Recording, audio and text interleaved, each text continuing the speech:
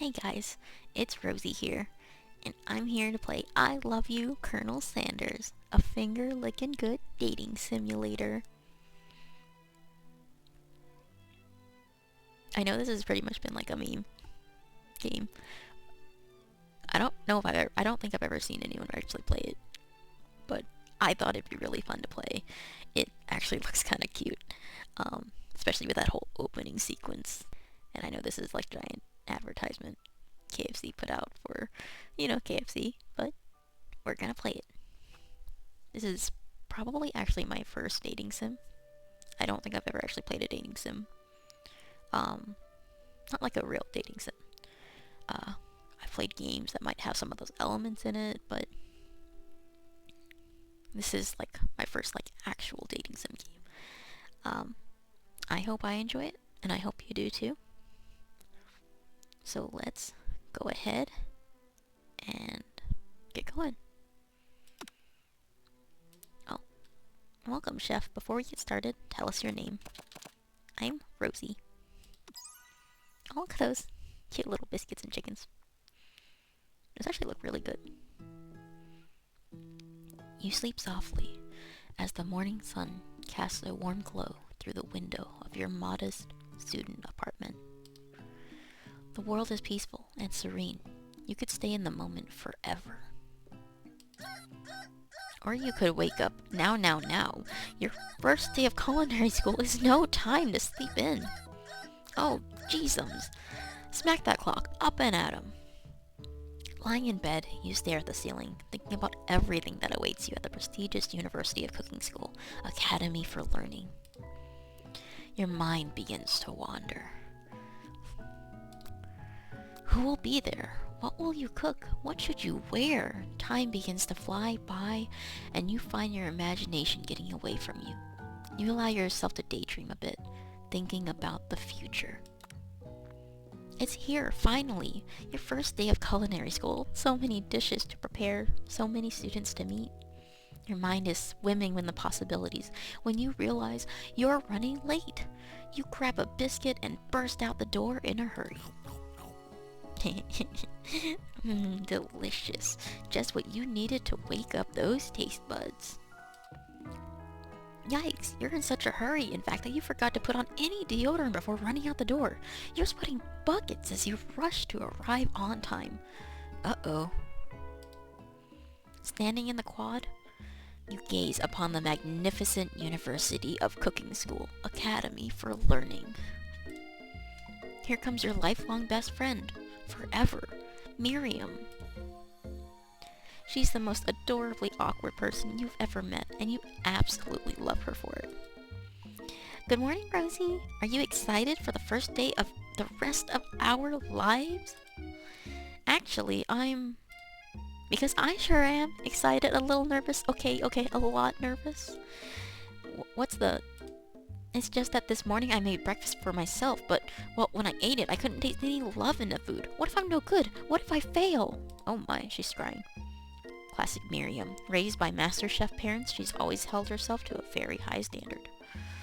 Ever since we were little babies playing together and you rescued me from that quicksand box, it's been clear to me that you're the most loving, caring person I know. You're gonna do great. Oh. But with the University of Cooking School Academy for Learning's famous 3-day-only semesters, I'm afraid of being left behind and never catching up. Sweet girl, Miriam has always had a flair for the dramatic. This summer, she got so nervous about her first kiss that she chipped a tooth practicing on a mannequin. Should you pep talk her or change the subject to give her some relief? We're gonna pep talk her. She's our best friend. Remember last month when we saw that fortune teller and had our tarot cards read? The lady with the mask who gave me nightmares? I've been trying to forget. I know she looked spooky, but she was so sweet, and she told you that you were destined for great things. Remember that card with the fancy-looking tower? And that other card featuring the handsome fellow in the red suit? I've been waiting for so long to meet a handsome fellow I could call my own. And I'm sure you will soon. In no time, we'll be graduating, and you'll be delighting the world with your heartfelt cooking in no time at all. As you talk Miriam up, you can feel her nerves begin to ease. You know what? Maybe everything will be okay after all, and if not, at least I have these killer bangs. I mean, I think the bow on top is like really cool. Like, you have a bow and one of those like chef hats. Anyway, can you believe I cut them myself? You can definitely believe it. I cannot believe it. Before you can get another word out, you're rudely interrupted when someone smacks your books and custom engraved measuring spoons out of your hands and onto the ground. Hey! It's... I don't know if it's supposed to be pronounced Ashley or Ashley, but it's Ashley, your arch rival. She's totally evil, but you can't help but be filled with jealousy. She can get anything she wants, and she knows it. Hello, Ashley? Oh, I didn't see you there, chicken shins. You leave Rosie's shins alone. They are perfectly normal shins.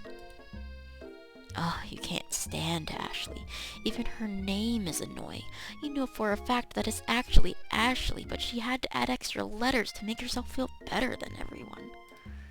If anyone here knows what perfect shins look like, it's us. We're not gonna let you or your really weird insults get to us. Is she? You see this? She's like blepping.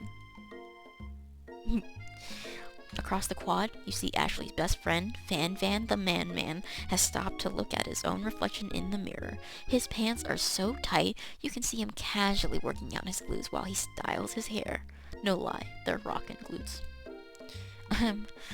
Van, you ring? You've never been sure what their arrangement is, but as long as you've known them, Ashley and Van have been just as close as you and Miriam, but substantially more devious. What is that hair? Like, okay, like I get you style it into like a mohawk, but it's a freaking star. I can't believe that University of Cooking School Academy for Learning would ever allow people like you to attend as students. Okay, me, that's a little bit harsh. I know, right? You'd think they'd just hand us our diplomas now. Or maybe hire us on as professors. You amateurs could learn a lot from us. With the first day of school about to start, there's just not time to properly tell these two off, so you resist the urge. Let's go, Miriam. Psh, see you later, losers. As you approach the door, you see a goofy-looking kid pushing hard against the window directly next to it. Oopsie. I think it's broken. You reach forward and easily pull the door open. That should do the trick. I love you. I think you mean thank you? My name's Pop. I was named after my Pop. He's old. Could someone like this also be a student at the school? He must be one heck of a chef. Also, his name tag clearly says Bob, but I guess he's reading it upside down. Hi, Pop. I'm Rosie. So, are you gonna make me hold this door all day? Nope. And with that, the young man walks into the building ahead of you. Is it just me, or is he kinda cute? I think it's just you. You both shrug your shoulders before following him into the building. You stand at the edge of the room, unsure where to sit. Other students wander in and keep themselves busy chit-chatting. What kind of cooking school is this? That we're in a regular classroom, and we're doing summations? There's pie? What is this? D of x over a of x. Lambda equals sir. F of x over g of x. F of x over g of x equals f of x, f prime of x. Oh, I forgot what those were called. Is that integrals or diffie-q or... I don't remember. Been a while since I did my math classes. Anyway, a scruffy looking pooch takes his place at a podium at the front of class. Adorable. No. Quiet down, everyone. Who is this unreasonably cute pup, and why is he in our culinary class? You must be Sprinkles, head instructor and CEO of UCSAL. Please, call me Professor Dog. I may be cute and a little and fluffy, but I still demand respect. Woof. What? A cute dog is our professor? This is the best school ever. I guess only a dog's nose is capable of picking up all the nuances of fine dining.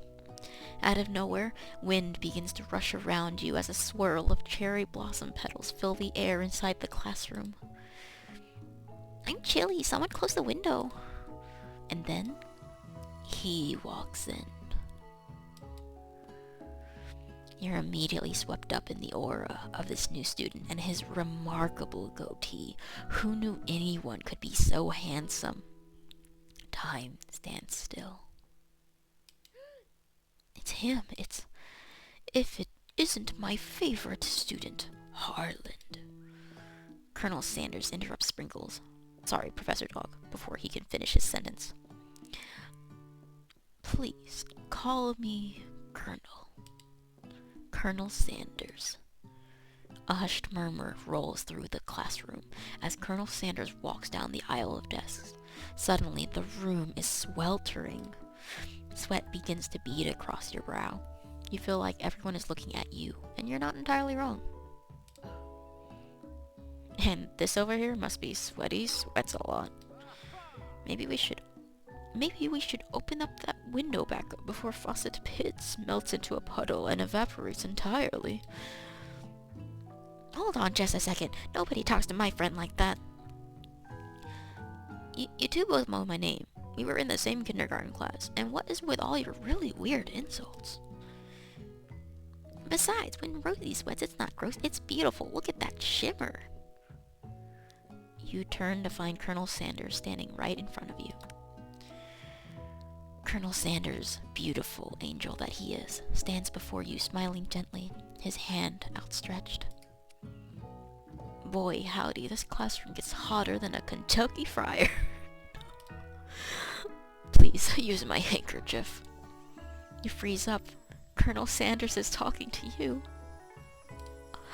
Wait, Colonel Sanders is talking to you, and about how sweaty you look? You're completely mortified. This can't be your first interaction. What if he never forgets this moment? How will you respond? I'm just taking that handkerchief. You stretch out your hand and Colonel Sanders places a fine silk handkerchief in it. It's so beautiful. You hesitate to press it to your face, but when you do, the feeling is transcendent. It has his natural scent on it. It smells of the most delicious chicken you've ever smelled. Professor Dog steps in to settle the class down and sets some ground rules. Welcome to University of Cooking School, Academy for Learning, the greatest culinary academy in the world. The birthplace of culinary legends past, present, and future. Many challenges await you. There will be tears, there will be blood, there might even be really adorable tiny food. And when all is said and done, there will be a battle. You will lift your sports and compete in the broom cooking arena. Just then, another student enters the classroom and interrupts the professor's rousing speech. Hi guys, sorry I'm late. I hope everyone had a good summer. I really miss... Quiet! Late to class is bad enough, but interrupting my monologue? You're on the fast track out of here, young man. Are you sure you're even in the right place? Don't you recognize me? This is my third year in the school with you as my teacher.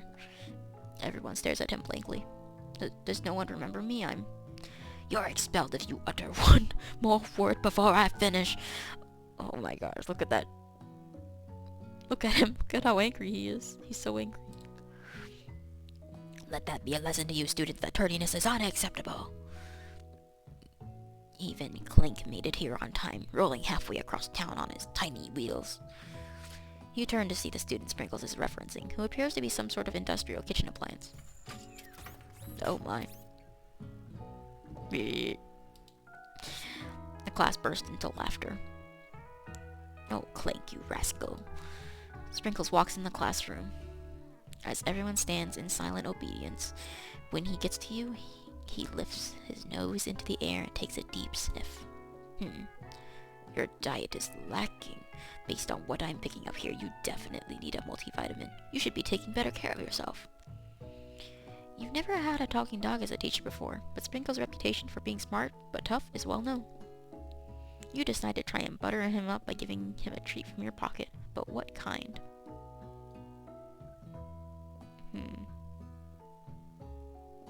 Beef or chicken? Or a rubber ball? Let's go chicken. You reach beneath your apron and return with a chicken snack in your hand. Sprinkle's eyes go wide as he locks onto it. His favorite? Well, I think there might be some competition for new star student. The furry professor immediately devours the snack, leaving your hand slick with a coating of warm doggy drool. You see the other students eyeing you jealously, but pay no mind to them. If they wanted to succeed in life, they should have learned the importance of carrying a range of dog treat flavors on them at all times. Settle down, young chefs. Take your seats and prepare to have your minds open to the amazing possibilities of culinary creation. As everyone rushes to claim their favorite seats, you're left standing at the front of the room. Only 2 options remain. Hey, Rosie, there's still a seat here. It seems that no one has claimed the seat next to me, if you're interested. 2 good options, but which will you choose? I'm sorry, Miriam, I gotta do this. I gotta sit by Colonel Sanders.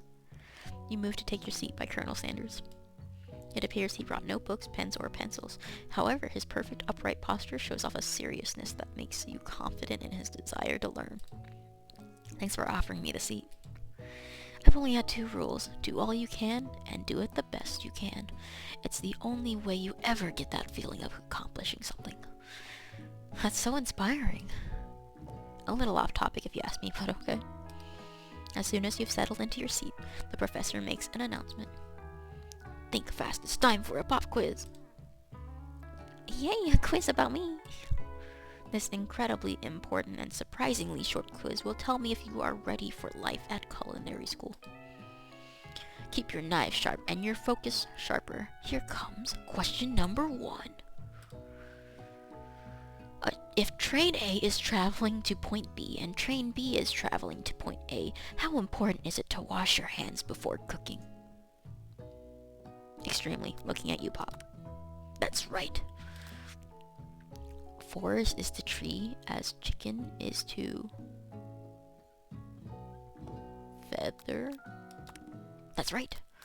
Okay, what is the most efficient eating utensil ever created? A spork. That's right. What food is best for a broken heart? Part of me wants to say a pancake. That looks like a silly face.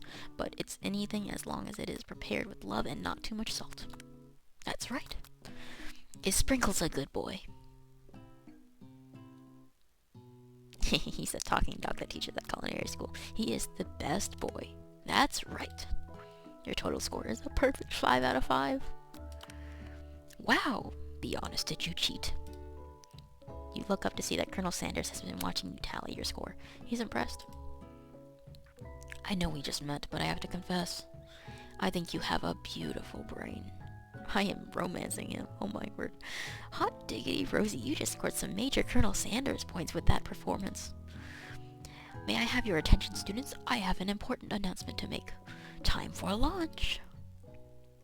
Wow, the cafeteria is as nice as any restaurant you've ever eaten at. It makes sense that a cafeteria dedicated to cooking, that a school dedicated to cooking would also be serious about eating. This is a really cute one. Like, look at these little centerpiece things. Like, flowers? That's so cute. The Stewart Cafeteria. Established in 2015, huh? This is so cute. A delicious fragrance wafts through the room and tickles the end of your nose. Your mouth waters. Do you smell that? That must be your lunch. It smells crazy good. Everyone, can I have your attention? Is it about lunch? No, I just wanted to apologize for my tardiness. You see, Howdy, folks. I'd like to make an announcement. Hey, It's about lunch. Whoa. Shush. Gosh. Lunch. She said shush. In honor of the new semester, I have prepared something special to share with everyone for lunch. That must be the smell I smelled. Indeed, that smell. You hold your breath, waiting to see what food this mysterious student has created. You've heard that he's very talented, but were the rumors true? Is this... Colonel Sanders lifts a large bucket above his head. Its contents glimmer in the light. Piled high are huge pieces of chicken, breaded and fried to a crispy, golden finish. The aroma envelops you, and you begin to feel warm and safe. Colonel Sanders has filled a bucket with chicken? What a novel concept. Your stomach begins to grumble as if to say, stop thinking and start eating. For years, I have been developing a secret recipe for the perfect fried chicken.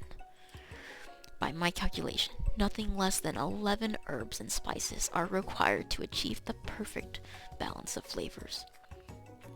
You look around and notice that every other student has a pen and paper and is scribbling notes as fast as they can. But that's all I'll say about that. What, you think we want your stupid secret recipe, dude? Pshaw. Nah, my dude, nah. I'm just drafting a last will and testament in case one of those ingredients is poison. Got him. Oh my gosh. Oh my gosh, that face. He looks around nervously to see if anyone else is laughing at his sick burn. You wait to see what singer Ashley has prepared to follow up, but she suddenly takes a different approach. Yeah, and I was just writing in my diary. Dear diary, today I smelled something great, something beautiful. I knew at that moment that only the hands of a true gentleman could fry chicken so tender. You see her body language change from bitter and evil to sweet and innocent as she slides closer to Colonel Sanders. She realizes that he is destined for greatness and fame with cooking skills like this. She wants him all to herself. Oh, please. Well, Van, the man, if you don't want any, I'll take his. Oh, hold on, I guess I'll try it. He takes one bite and his eyes grow wide. He starts contorting his face as he tries to hold in his pure exhilaration and act unimpressed. Easy now, there's enough for everyone. Please, my fellow classmates, dig in. You take one of the pieces of fried chicken out of his bucket and sink your teeth into it. It's amazing. Tasting Colonel Sanders' food transports you to another dimension. Alone with your taste buds, gripping a drumstick in your hand, you float weightlessly. Savor the moment and everything that tells you about Colonel Sanders' culinary heart. The flavors in your mouth are pure, beautiful, heavenly. What a guy! Alone with the flavors, you feel something that can only be described as love. For a man, for a flavor, are they the same? After tasting his food, you try to get some one-on-one time with Colonel Sanders. You approach Colonel Sanders.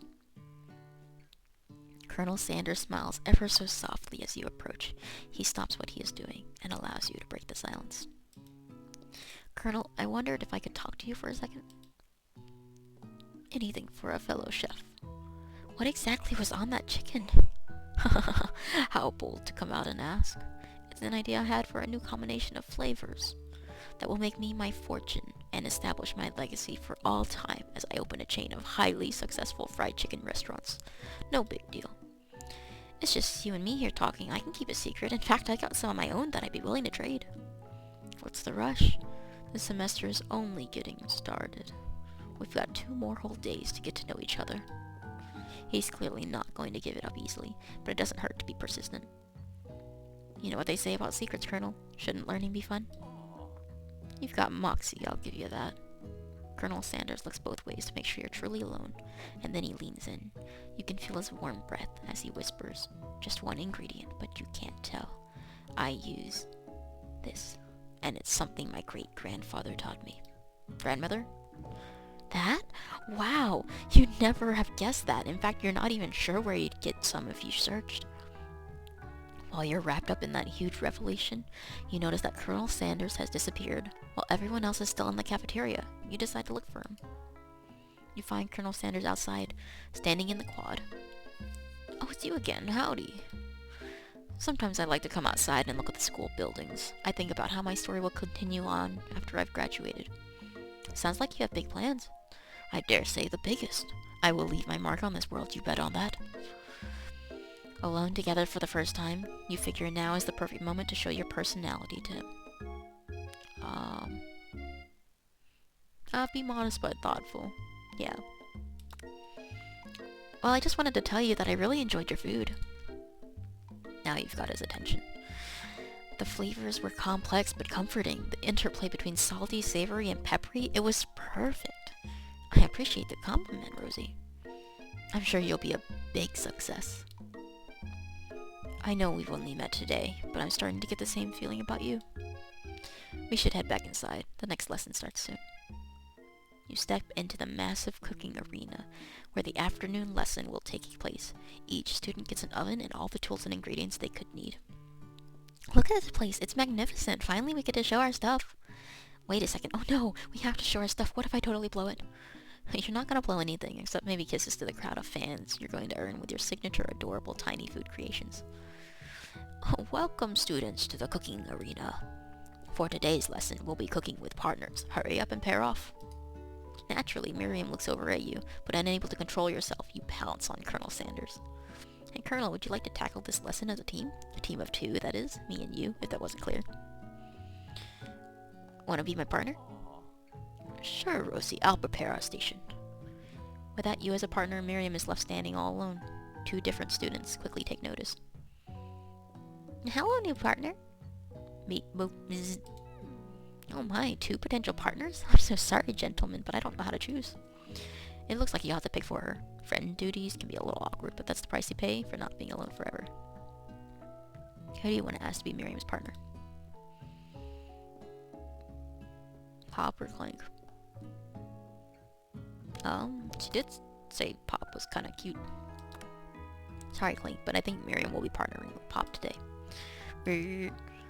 Oh. Pop gives a big smile as he steps up to the same station as Miriam. I'm a chef. He holds up a banana and without peeling it probably eats the entire thing. It's disconcerting, but Miriam is too kind to act grossed out. I love your enthusiasm, Pop. She looks at you like, really, this kid? But it's too late to change your choice now. I don't know, I thought the kid would be better. Now it's time to focus on your cooking classwork. Alright, you two, for today's lesson, we're going to keep it simple. Pick a basic dish and divide up the steps. No chef is an island. It takes 2 flints to make a fire. You get the idea. Is that how flint works? You have to have 2 flints to... I guess you... Is that how flint fires work? You spark 2 flint... You use 2 flints to make the spark? I don't actually know. Which dish do you suggest to your partner, Colonel Sanders? Let's see, steak tartare, octopus, or mashed potatoes and gravy. It's gotta be mashed potatoes and gravy. Your grandmother's mashed potatoes and gravy. I've always been something of a down-home chef. I was thinking we could make something warm, inviting, comforting. Maybe mashed potatoes. And gravy? I couldn't imagine one without the other. Colonel Sanders casts a coy look at you, causing your whole face to go beet red. Embarrassed, you quickly turn away. I'll go get the potatoes. No, please, let me. Picking perfect produce is a passion of mine. Looks like things are getting pretty fresh around here. Does someone have a crush on Colonel Sanders? We're just cooking partners. Mind your business. I just realized her leggings have like cutouts of chicken. Sanders' heart is my business, and you better keep your fingers off of my man. Did someone call for me? No geez, Van. While I'm over here crushing Rosie's dreams, you're supposed to be taking care of our classwork. That was the deal, remember? Colonel Sanders returns, arms full of peeled potatoes. He tosses them into boiling water and turns his attention to you and your old friends. Oh, howdy there, Ashley. Okay, what is with this music? Jeez. Oh, howdy there, Ashley. Van, are we working in a quartet instead of a duet now? Actually, no. It looks like Rosie was struggling, so we offered to give them a hand. You know how it is. These young amateur chefs need a lot of mentoring. I was going to say, Colonel Sanders, maybe I could also teach you a thing or two about fancy food. Maybe one day you might be able to get up to my level. Doubt it. Don't be rude, Van. Personally, I have no doubts whatsoever about Colonel Sanders' ability to concoct creations worthy of admiration. After all, your fried chicken was quite spectacular. But Colonel, if you ask me, I might make a better partner for you than this thing that has positioned itself at your station. Oh, he's angry. See the angry. Don't you feel deep down that we cast complementary shadows? We fit together, like a thigh and a drumstick. It just makes sense. Nothing about this makes any sense, but one thing is clear. She's coming for Colonel if you don't watch out. Ashley is really going at you hard. You need to ask for some backup here before things get ugly. Turn to Colonel Sanders, hunk of hunks in your time of need. I'm here to learn and to express myself via my cuisine, not bicker with prima donnas. Partners were chosen at the beginning of class, so let's all respect the format, okay? You turn to Colonel Sanders to confirm that you're on the same page. I chose Colonel Sanders, and Colonel Sanders chose me. Isn't that right? A businessman respects all fair agreements, from contracts to handshakes. I took on Rosie as my partner for this activity, and I stand by it. Based on your team's behavior, I'd say you're perfect for each other. Neither of you has Rosie's natural talent or their loyalty. Ooh. Being defended by Colonel Sanders leaves you feeling proud and full of potential. You look for Sprinkles in hopes that he might step in, but he's nowhere to be found. Darn those cute corgis and their short but sturdy stature. You look down at your station and realize that, in the tension of the moment, your hands have been cooking on autopilot. Distracted by the drama, you've already crushed the boiled potatoes into a perfectly creamy mashed texture, with plenty of butter and cream for flavor. It's as if your natural passion guided you through the steps you know so well, while your attention was elsewhere. This music's a bit much. I know just what to do. Colonel Sanders extends his hand. He's holding a beautiful white porcelain gravy boat, out of which pours a smooth brown gravy, smothering your nearly finished potato dish.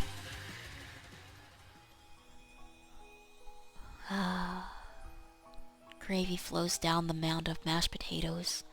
The results look spectacular. Granny would be very proud. That music shift was kinda crazy. But I'm happy to be here, staring at this beautiful bowl of mashed potatoes and gravy. Colonel Sanders holds out a spork to you. You reach out and grab hold of it, but he doesn't immediately let go.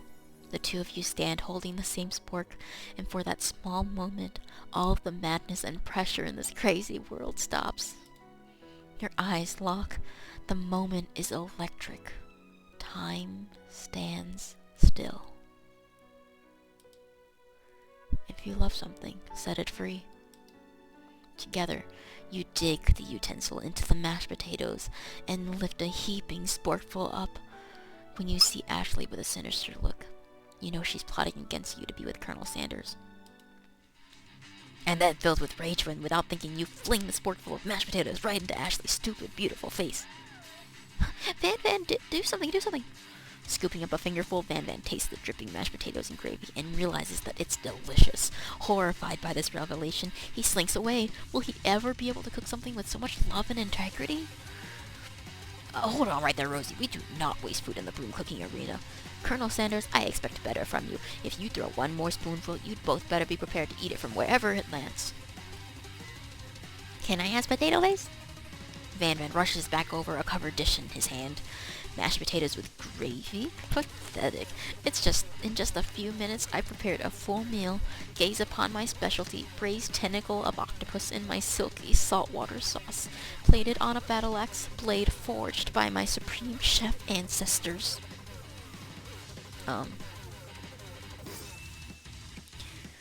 You've ignored me for too long. That ends now. It is I who will have first bite, and you will all look on with envy. The interrupting student rushes at Van and swipes a bite of his signature dish right off the plate. No, don't! Something about this dish doesn't strike my nose quite right. I think the octopus was rushed and may have turned in the process. The results could be toxic. Too late, it has been eaten. I think I left something in the oven. I don't feel so good. It killed him. Wait, what? Everyone step back, don't take another bite. And you look back at the plate, the rest of it is gone. You notice the tip of the tentacle being slurped up in Pop's mouth. Pop winces in pain for a moment, then is almost immediately back to his oblivious self. Oopsie. Tastes like poison. The entire class is gathered to watch Pop's final moments. Shock has frozen the whole crowd. They are as motionless as statues. The class bell rings, disrupting the moment and snapping everyone back to reality. It would appear that Pop's enthusiasm for trying new things, despite obvious danger, has inoculated him against poisons of all kinds. I'm not sure the professors here make enough money. Hello? I just turned into a ghost over here. Oh my gosh. Seeing that you're shaken up by that really annoying student and all his nonsense, Colonel Sanders approaches you. I'm sorry you had to go through that. Please, let me walk you home. What, like for real? Come on. You follow Colonel Sanders out of the room. At night, the school building has taken on another vibe entirely. It's dark, and more than a little spooky. Colonel Sanders stands in the quad's neon glow and speaks softly. Those mashed potatoes you made in class today. Before you go on, I want you to know they're not a great representation of my skills. I didn't even realize I was making them. They were amazing. Tasting them, it reminded me why I became so passionate about food to begin with. Colonel Sanders is getting choked up. Cooking is obviously important to him in a way that you find inspiring. Now might be the perfect time to tell him you're developing feelings for him. Colonel Sanders? Yes, Rosie? There's something I need to tell you. Hold it right there. There's something I need to tell you first. Oh, jeez. You see, when I was just a boy, I had a dream that one day I would be the greatest chef the world has ever seen. And ever since, I have been working towards that dream, day and night, never stopping, never resting, also lifting a lot of weights, like so many weights. We should follow our dreams with all of our hearts, that our souls may grant them like wishes floating on a shooting star. Hey, no, you... Shut up, I'm the one here to say inspiration stuff and be the star of the story. Are we forgetting that your cooking literally killed the guy? You can't prove that. I also saw you kill that guy. What was his name? Somewhere in the distance you hear a long, sad sigh. Forget him. We're talking about me. Me. I'm the hero. The spork monster is here to fight a hero.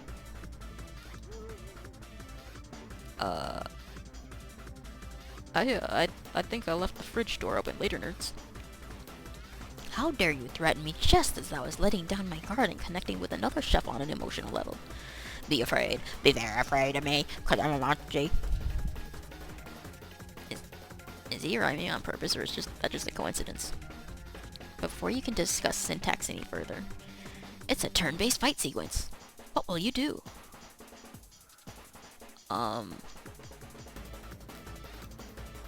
Attack. You decide to go on the attack. Which attack will you use? Cook with love? Cook with love does 1 damage. It just got real. That attack really upset Spork Monster. Spork Monster goes on the attack. They spit hot gravy at you. You take 1 damage. Defend? You decide to defend. Which defense will you use? Trepidation? You continue to stay back and endure whatever comes your way. Seems like a pretty weird strategy, but okay, sure, you do you. Spork Monster focuses their mashed mind and draws in energy from Mother Earth itself. They grow larger and more intimidating. How will you respond? Attack? You decide to go on the attack. Which attack will you use? Cook with love? Cook with love does 1 damage. Spork Monster is no quitter. Buffed up and ready to rumble, they go on the attack once again. Spork Monster uses Utilitensile. You take 2 damage from the attack. If you take much more damage, you're not going to survive the battle. Defend?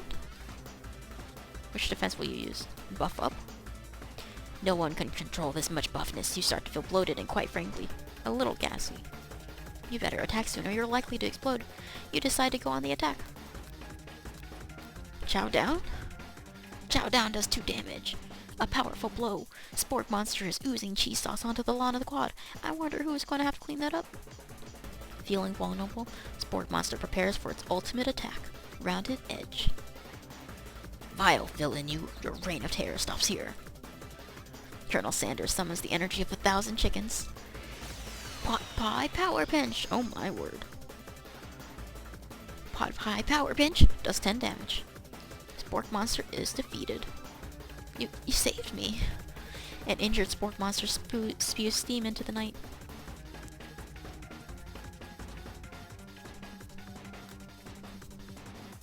Spare this wretched beast. You manage to tamp down your disgust at the sight of this gnarly beast, long enough to realize that he is still a living creature with a pure soul who deserves your pity, not your wrath. Be gone, beast, and don't you dare come back for a follow-up encounter tomorrow. I won't forget this, and I certainly won't be back like you said. The spork monster scuttles off into the night. The defeated monster left behind a special item. It appears at first to be a cookbook, but upon closer inspection, it's so much more. It's a book of magic spells with a golden chicken on the cover. You open the cover and find a library card tucked inside. The last name to have signed it out is Borko. Borko? That name sounds strangely familiar.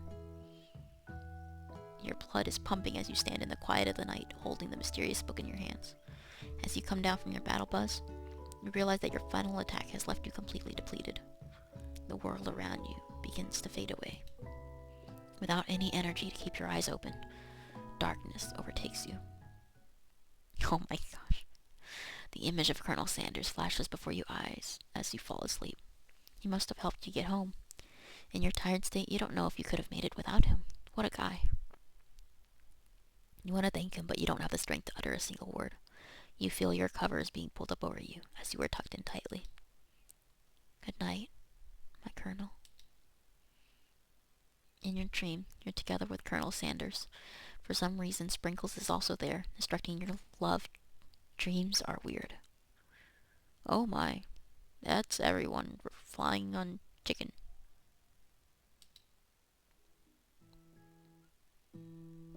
You awake on day 2 and attempt to process the wild visions you had. Were they memories or premonitions? And then there was that secret ingredient that Colonel Sanders went ahead and told you outright. Not much of a secret, right? It's probably just because he already trusts you so much. Sure, that makes sense. We'll go with that. You meet up with your bestie in front of the school. Before you can tell her about the encounter with the spork monster, she launches into a story of her own. Okay, I know this might sound a little strange, but I think I might be, I think I might like Pop. Like him, like, I know it sounds like it's moving too fast, but there's something about him. I like him. Like him. We got to talking after class, and he's actually a totally sweet guy. Not only that, but he's really smart. He told me all kinds of stories about Colonel Sanders. Did you know that Colonel Sanders enlisted in the army when he was only 3? Not only that, but he founded a special unit of super soldiers who all wear the same hats just because he put a hat on one time and thought it looked cool. But Colonel Sanders doesn't even wear a hat. He wears a ribbon tie. Either way, it'd be best if you took it slow with this new boy, like I am with Colonel Sanders. You and Colonel Sanders? The coolest guy in school? The most famous student to ever attend University of Cooking School Academy for Learning? You're a thing now? We definitely connected yesterday. Sure you did. You're great. Why wouldn't he be into you, I guess? Laughing at the implication that you and Colonel Sanders might be a thing is definitely not cool. You are great. You have an idea about how to prove that your love is real. Always ought into me, why did he tell me one of his secret ingredients? Your bestie's eyes light up. A secret ingredient? Yeah, I just said that, a secret ingredient. Is there a dramatic echo in here? Miriam checks to make sure you're alone before continuing. So this summer, while I was on vacation with my family, a lovely man approached me in the botanical garden where I was wandering. This can't be good. He told me all about his passion for spices. Secret spices. The man even gave me some to show me what he meant. He said it was a powder created from a super duper rare dried flower petals.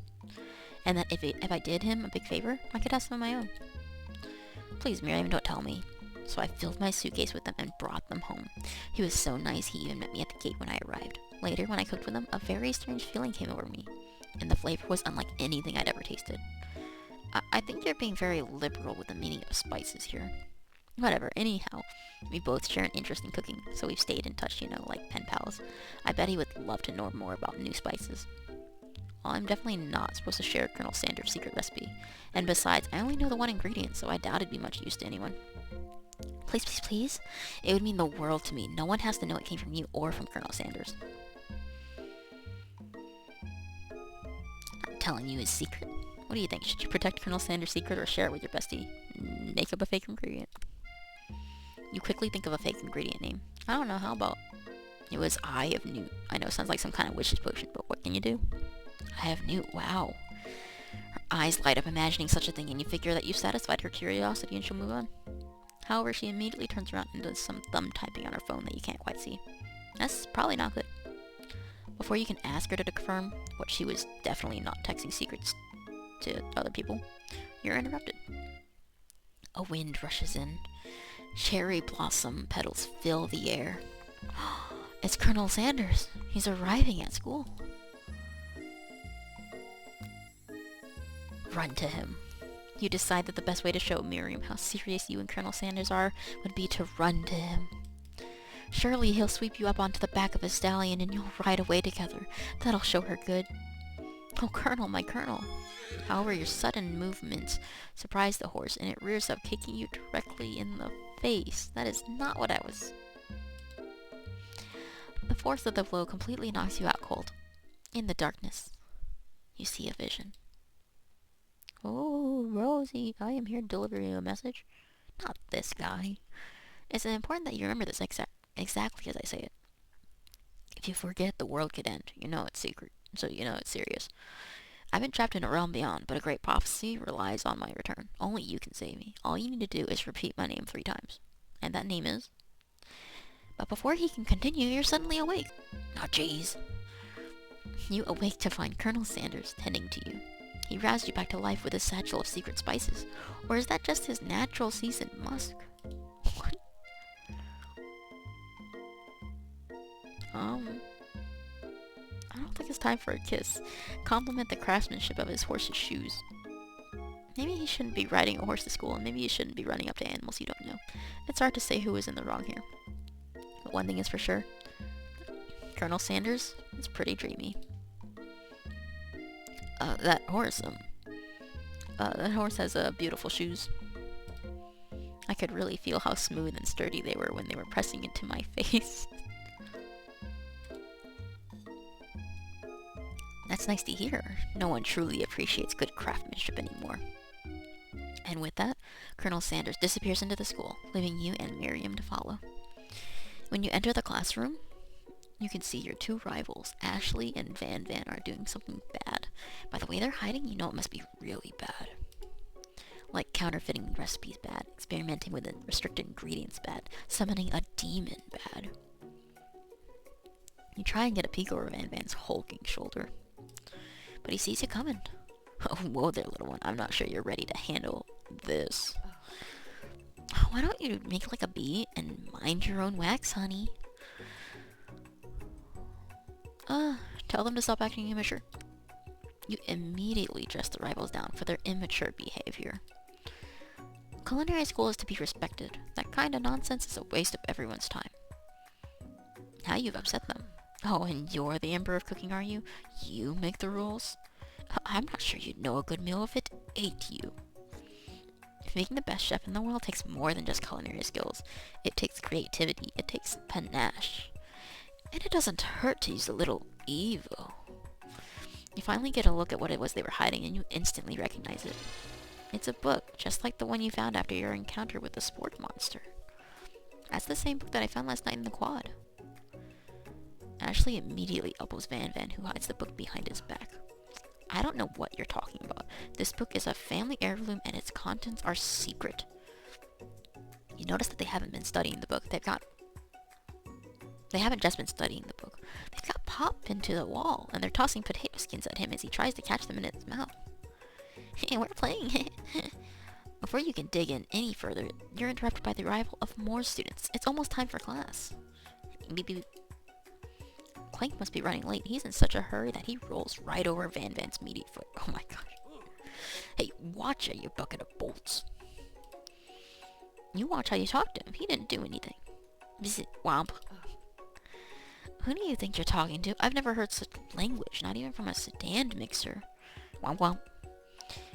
No, your mother was a stand mixer. Oh. Is being a stand mixer an insult? Van Van jumps to attack Clink, but Clink shocks Van Van, sending him flying across the room. Protect me, Colonel Sanders. These crazed men are about to come to blows. I think it must be over me, but I'm not interested in either of them. Ashley's tone has completely changed in an instant. She bats her eyelashes at Colonel Sanders. Surely he must know that this is a ruse, right? Gentlemen, get a hold of yourself. Save it for the arena, at least. Or don't. Honestly, what do I care? I've got lofty career inspirations to focus on. Maybe I can help you with your business plan. Just then, Sprinkles arrives to signal the true start of class. He's panting, which doesn't seem that abnormal. He's a professor, but I mean, he's also a dog. Students, please take your seats. I apologize for my late arrival. I spent the morning chasing a car all around town, and my tiny legs are very, very tired. But I'm here now, and I hope you're ready to learn. Rub his furry dog belly, he loves it. Sprinkles stops in his tracks and sniffs the air around you, since something has him in a trance. It's the scent left on you from Colonel Sanders. Sprinkles jumps on you and licks your face. Down, boy, down, off to open. That command shouted by Colonel Sanders has snapped Sprinkles out of his trance. I wonder what's up with that. Sorry, I got a little carried away there. After he catches his breath, Sprinkle regains control of the classroom. Without further ado, we'll review the global history of my favorite fowl, the chicken. You want to pay attention to the lesson, truly you do. Which is why in 1776, at the signing of the Declaration of Independence, it was a chicken who first signed their name. But you can't help but daydream about Colonel Sanders, and you miss most of the important parts. When you come to, Sprinkles is holding a tray of food in front of you. Well, Rosie, naturally, this appears to you to be a simple platter. Which item do you want to sample?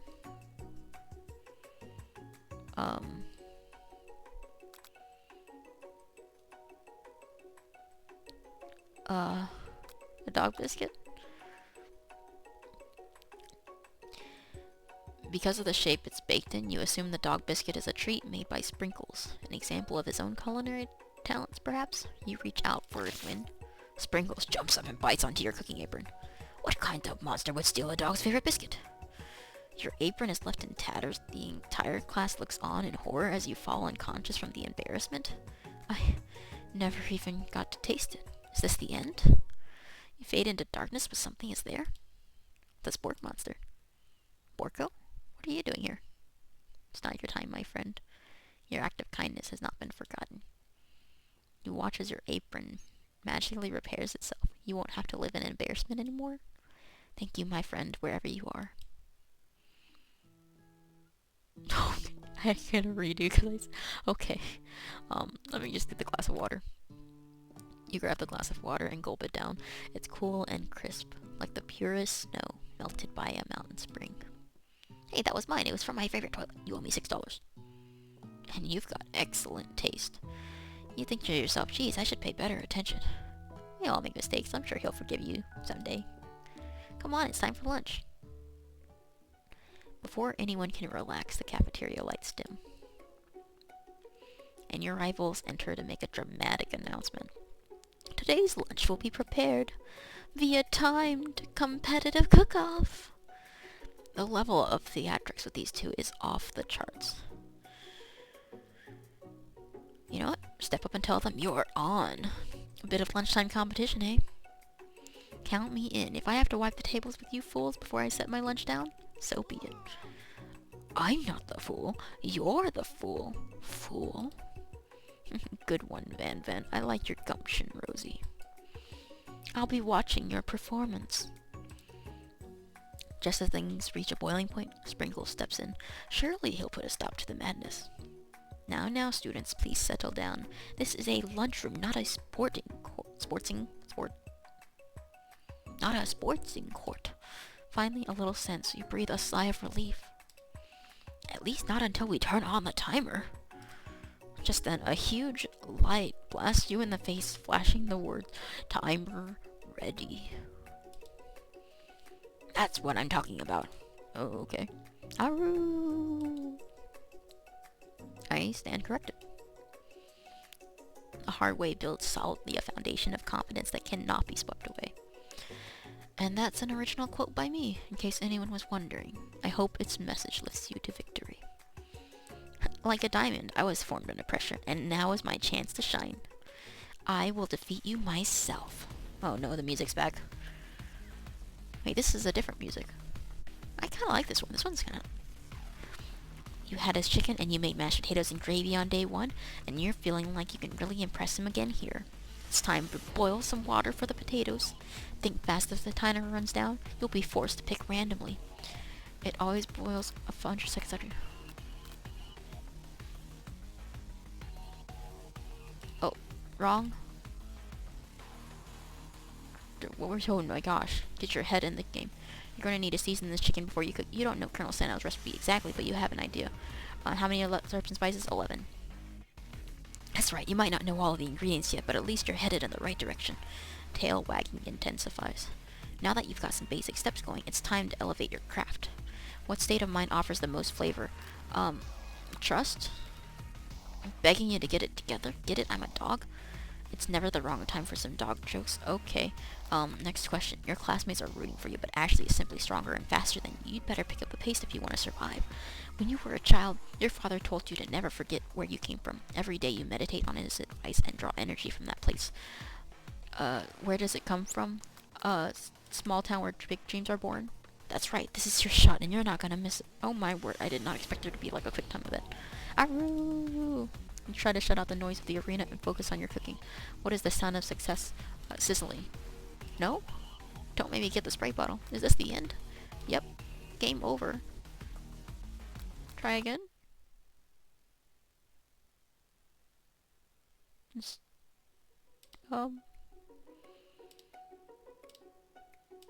I guess yep, you're on.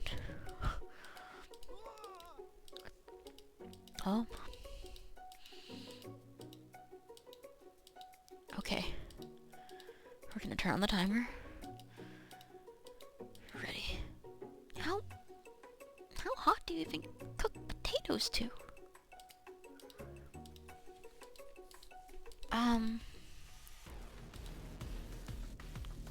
Because 100 Celsius is really hot, but 100 Fahrenheit.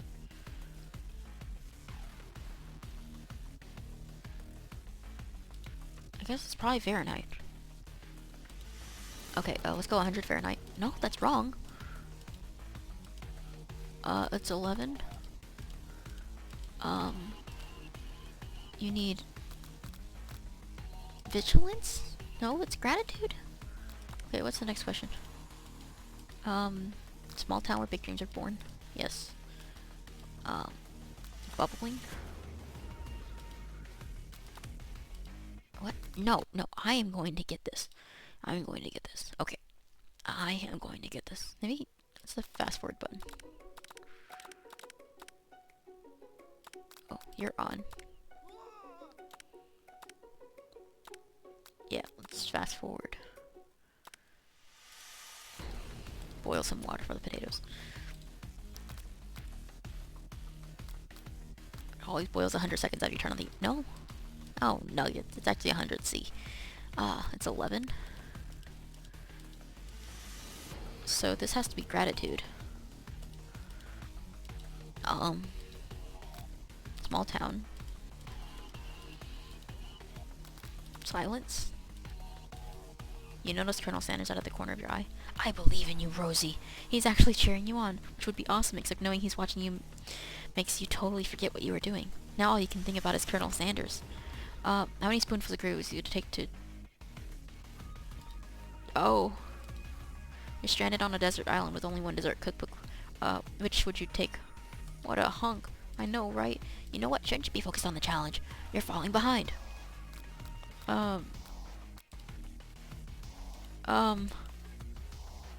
You're really struggling to keep up. At the next station over, Ashley has already begun plating elements of her dish. It's colorful and complex. To make up time, you toss your biscuit dough into a stand mixer. As you do, the crowd gasps. Yikes. Zzz.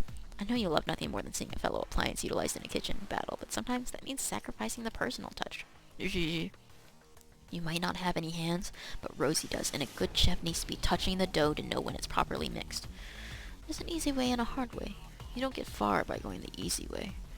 When you hear everyone talking, you realize how serious your error was. You immediately shove your hand into the mixer to rescue your dough before it's overmixed.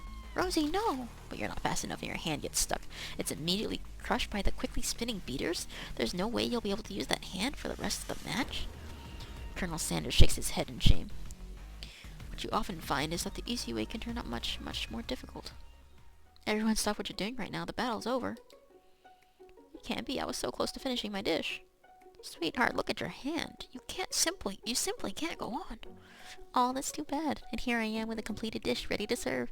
Surely that makes me the winner by default. No, it wouldn't be fair to compare the two on account of Rosie's injury. You see Sprinkles begin to lick his doggy chops as he locks onto the dish. But I suppose you should at least tell us what you prepared. Well, 'cause I'm the sweetest, I skipped straight to dessert. Under this white chocolate dome, you'll find a wide array of delights, taking you on a journey of flavor that tastes good and tells a story of excellence. I was gonna ask Rosie to do the honor, but since you're injured, I'm afraid that pouring this creamer of delicate hot chocolate sauce might be too difficult.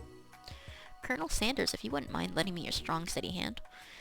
Colonel Sanders pours the hot chocolate sauce on top of the dome, causing it to melt away, revealing the ingredients hidden within. Inside, you'll find a delicate fried cheese croquette, atop a slice of honeycomb, ice cream 2 ways, tender nougat, and pearls of blueberry gelée. Colonel Sanders seems intrigued, but perhaps not impressed as he dips his finger in the chocolate sauce. Simplicity isn't your strong suit, is it, Ashley? Oh, you. As he places a soft-covered finger onto his lips, Ashley leans over and whispers something into his ear. A dab of sauce sticks to his mustache. Put yourself between Colonel Sanders and Ashley. You reach out with your apron to wipe the sauce off his glistening face. Colonel Sanders recoils and brushes you back. This goatee isn't just a fashion statement, it's also functional. I was saving that flavor for later. Oh. Game over. Try again.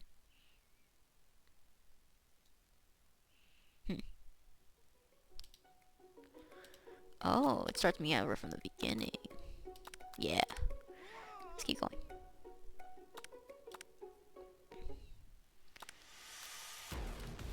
Okay, 100C. How would you even gotten into the school without knowing that?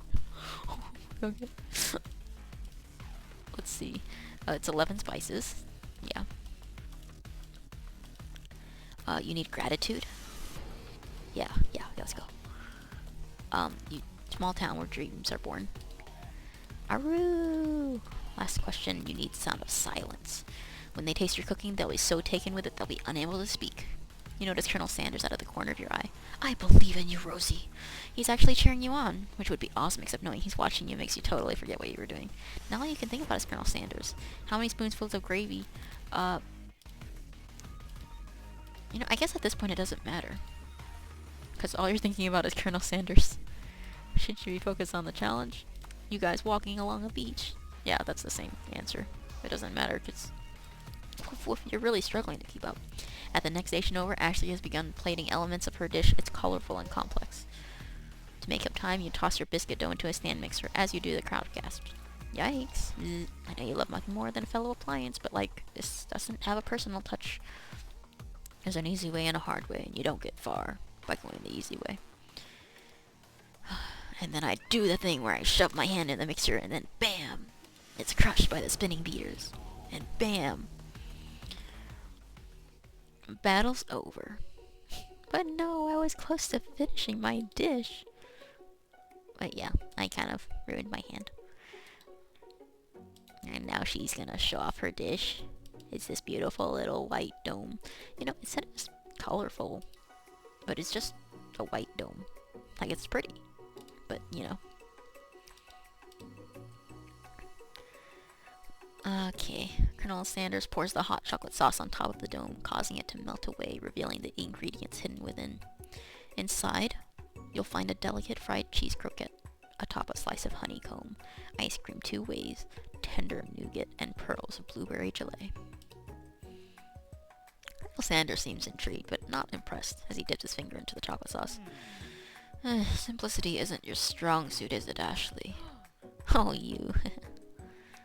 As he places a sauce-covered finger into his lips, Ashley leans over and whispers something into his ear.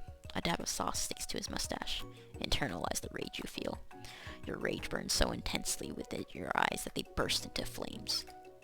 The flames cause your eyebrows to catch fire and turn to ash, and they fall off of your face, which means people will have a hard time understanding your emotions for the rest of the semester, perhaps forever. Embarrassed and ashamed by your poor performance, not to mention your crispy fried brow, you run for the quad to be left alone. That was really intense. That was so intense. Okay. I'm just gonna need just a moment.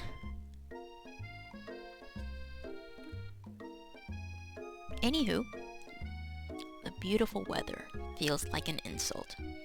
Inside of you, a storm rages.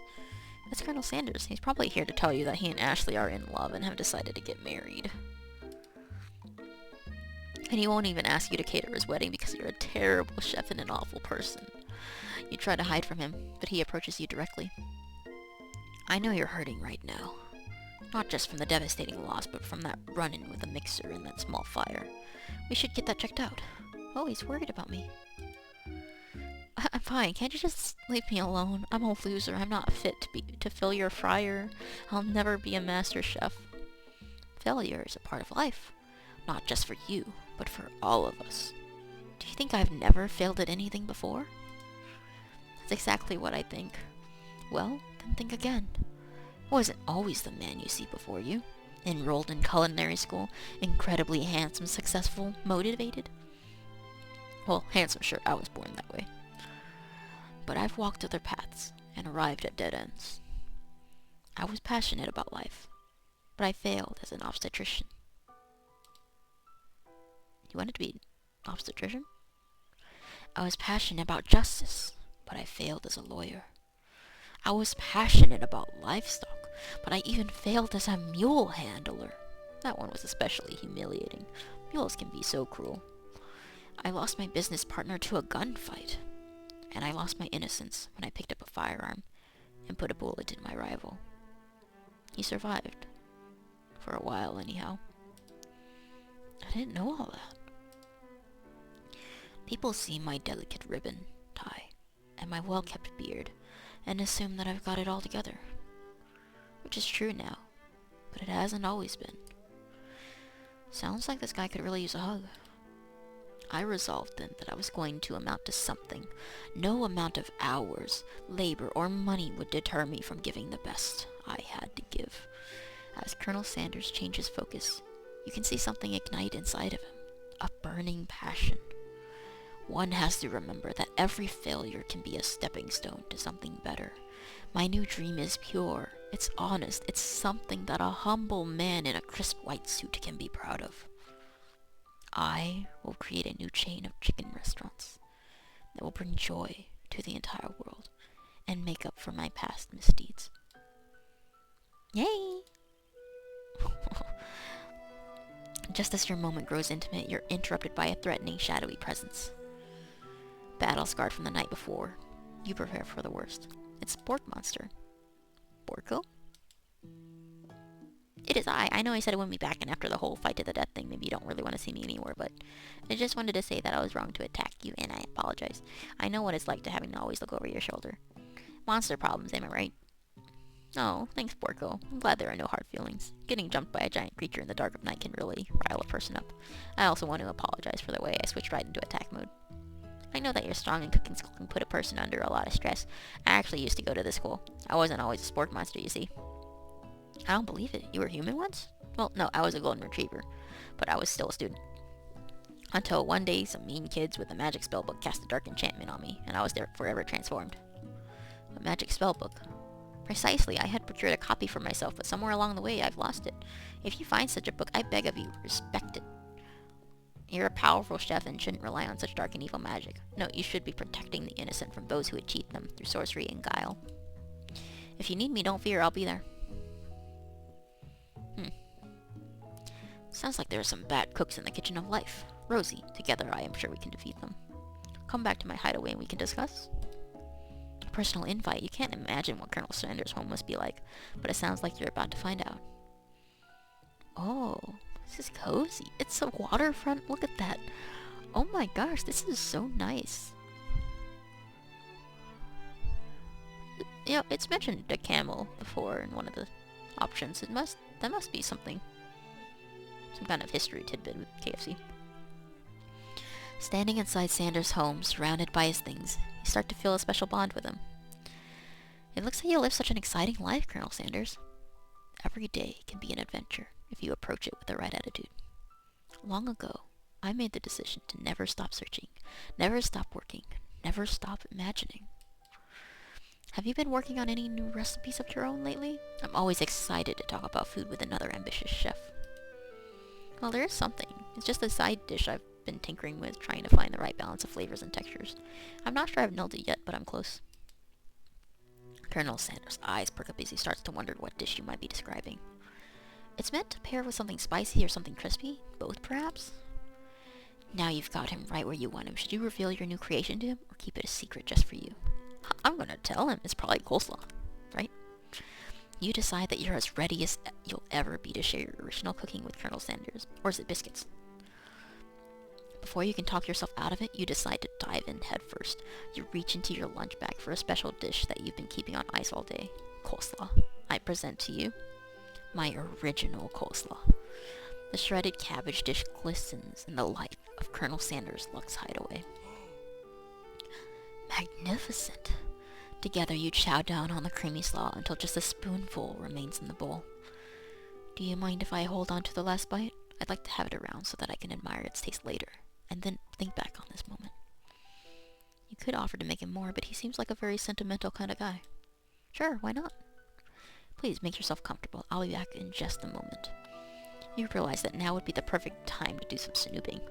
Around the room are various items that you can look closer at. Each item seems to radiate memories and emotions. Tap on an item to discover more about the Colonel. Oh, chicken. You notice a very realistic stuffed chicken sitting on a corner table. When you pick it up, you realize it isn't just realistic, it's real. Taxidermy? Must have been important to Colonel Sanders when it was alive. A little note clipped to the chicken's foot reads, "The true state bird of the great state of Kentucky." You gaze out the window across the vast lake and mountain range beyond. Just when the ghost of student pops up. Are you thinking about heading out into the world on a quest to avenge my death? What? No, I didn't even learn your name. Why would I avenge you? I could just tell you my name right now. Can't you see him in the middle or something? You open the window and a crack, and the ghost of student is swept out with a breeze. What is that? A lock of silver hair is woven through the teeth of the comb. Upon further inspection, you realize that the hair therein isn't just silvery in color. It's actually made of spun silver. I want to know about the camel. The photo appears to be Colonel Sanders, except he's an old man visiting the pyramids of Egypt. Huh. Maybe this is where he discovered one of his secret herbs and spices.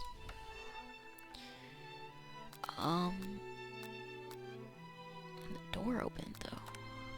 A scented candle, you pick it up and try to identify the smell. Power tool? Freshly starched collar? Piece of wood floating in a lake? Summer of 69? No, it's one of the secret recipe ingredients. It's... One of the framed photos shows an old man who looks a bit like Colonel Sanders standing with a friend. They hold fried chicken drumsticks and appear to be cheersing them. That is not what's shown in the picture, but okay. You look closely and see that there's a short inscription. I wonder who my friend Pete is. You take a closer look at a large urn sitting on a nearby pedestal. There's a plaque on it. It's dusty, but when you wipe it off, you can read the inscription. It says, "Here lies the ashes of all of my past careers and business failures." Oh, poor guy. Oh, an adorable little baby boy crawls across the floor from the goatee and mustache combo he sports. You figure that this must be Colonel Sanders himself. That, or maybe it's a drumstick that he seems to be waving like a rattle. Who frames a baby picture of just themselves? Probably the same type of person who would make their own face the logo of the company they founded, am I right? This must be where he keeps a secret recipe. Oh, it's a safe. You think for a moment, what number is important to Colonel Sanders? Then it dawns on you. As soon as you turn the dial to 111111, the safe opens. Inside it, you find a single note. Can chicken be prepared sashimi style? No. Unless you want food poisoning. No. I guess that's it. There's only one more place to go. Through those doors. Where Colonel Sanders awaits us.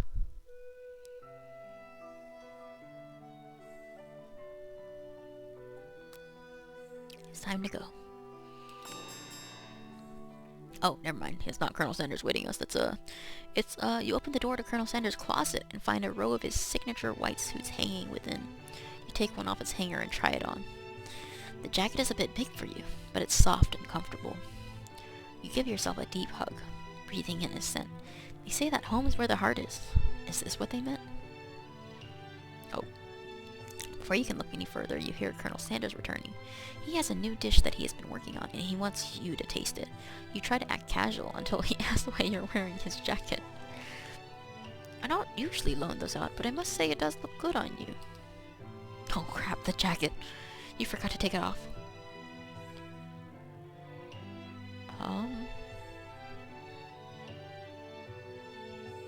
Let's see, do I tell the truth or do I make a big move? I think I'll tell him the truth. Every time I try to make a big move, it kind of doesn't turn out right. You tell the truth. You confess, I think I've developed feelings for you. I might be developing feelings for you too, but I'm concerned. I can't let anything get in the way of my dreams. Overwhelmed, you take off the jacket and run for the door. But the thought of leaving Colonel in the midst of such an emotional breakthrough gives you pause. You stop yourself. Colonel? Yes, Rosie? I honestly think this may be the beginning of something wonderful. I think you're right. We should take things slow. You talk late into the night and drift off into a slumber. Dream sequence. Oh gosh, this dream sequence. Oh. I wonder, do those loop? If I leave it long enough? I don't think it's gonna loop. Stare off into the void. You awake to a beautiful morning in Colonel Sanders' hideaway. Did you make the right decision on how to respond to Colonel Sanders? Only time will truly tell. Today is the day that could change the rest of your life. You think about the new secret ingredient you just learned about. In some jurisdictions, that isn't even legal. But if the recipe is a secret, how will they know? Your thoughts are interrupted when Colonel Sanders emerges into the room. He's holding a gorgeously plated breakfast, and your mouth waters at the sight of it. Here's a simple breakfast I just whipped up. Ooh, it's meticulous. You taste Colonel Sanders' food, and it takes you on a journey. When you return, he's waiting to ask you an important question. So, would you say that we're the perfect match? How presumptuous. My cuisine and your taste buds, that is. Such confidence, such grace. Could he be the world's greatest gift to cookery? Yeah, I'd say so. Let's flatter him. You know, I think we might make a great team. A single tear begins to pool in the corner of his eye as he gazes out the window. And the right business partner. I know I can't fail. Business partner? Could he be talking to you? It's all happening so quickly. Overcome with emotion and confused by your feelings, you're on the verge of tears. Unable to speak, the only answer you find is to run out the door and get home. There's still one more day of school after all. The University of Cooking School, Academy for Learning, waits for no one. You get home to find something very surprising, though. Your best friend's waiting for you. Where have you been? Because I had one heck of a night. I've been desperate to talk to you about it, but I couldn't find you. I got worried that something bad happened to you. It's okay, but now that it turns out you're fine, I can finally get you up to speed on the saga of Miriam. Sure, but you will not believe what happened to me after school yesterday. I went on a date. I think I can believe that. Since I'd been partnered up with Pop, he asked me to go out with him. Of course, I told him, you'd better harness those wild horses, young man. I'm not that kind of girl. But he was just interested in spending some one-on-one time together and getting to know me. So I said, yeah, sure. I can get to know the little guy. Long story short, he took me to his favorite shush house. But things quickly spiraled out of control. Did he just say shush house? As if that's a thing people say? What is that even referring to? What is a shush house? And now I'm not really sure where we stand. You don't give Miriam time to tell her whole story. However, bottling up the details of your own night is just too much to bear. And I went on a date too. Back to Colonel Sanders' house where I spent the night with him. You what? Nothing happened, but the emotional connection? Wowzers. Miriam tells you to move on from this whole Colonel Sanders obsession and focus on school. We have one day of school left. If being obsessed with Colonel Sanders is wrong, you don't want to be right. After a short argument, you both agree to separate your ways. I wonder how this would have been if I had partnered up with her all those times. Yeah, that's whatever. When you arrive at school, you encounter your rivals in the quad. You can tell from a distance they're picking on Pop, though he himself might not quite grasp that fact. Because, you know, he's Pop. What's a swirly? It sounds delicious. Oh, it's great. I'll order you up one right away. I'll have my swirly with sprinkles, please. Sprinkles is a dog and a treat. You can get your swirly dipped, too. Why don't you pick on someone your own size? Because I'm literally the biggest person at this school? There is that horse that Colonel Sanders rides to school, but who would dare pick on such a gentle and beautiful creature? You've got some nerve, Rosie, suggesting I pick on a defenseless horse. Now you're twisting my words, and I won't have it. You can't clench your fist, but the injury from yesterday's mixer accident makes you wince with pain. It doesn't look like you can go cooking like that. Might as well just give up. I'll never give up, ever. Colonel Sanders arrives just as it appears things are close to boiling over. A naturally intuitive person, he senses that something has been going on. Is everyone excited for the final day of school? Rosie, how's the hand feeling? I'm sure you'll be back in fighting form by this afternoon. Aren't you concerned about my hands, Colonel? Yesterday I almost broke a nail winning so hard.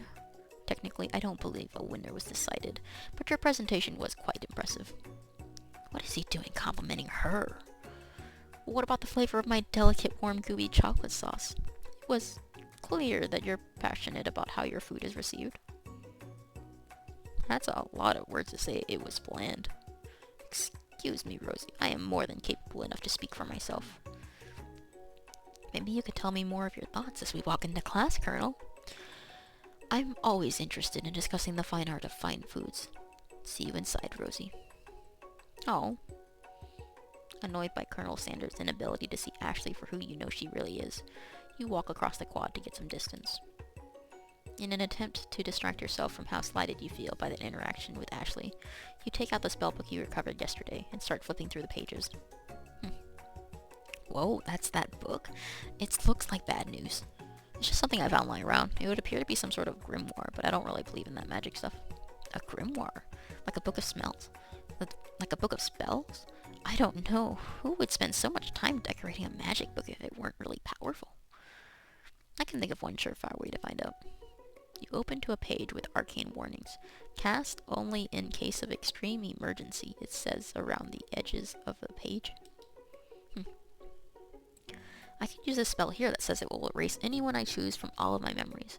If I scrub out Colonel Sanders, it would probably help me focus better on the upcoming final exam. That is way drastic. Couldn't you do something else, like anything else? Not rooted in dark magic? Maybe tie a string around your finger? Okay, fine. It is drastic, but desperate times call for desperate measures. You've got a memory erasing spell sitting in front of you, and a pretty good excuse to try it out.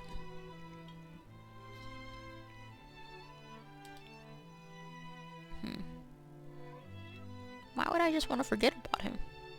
Just so I can pass the final exam?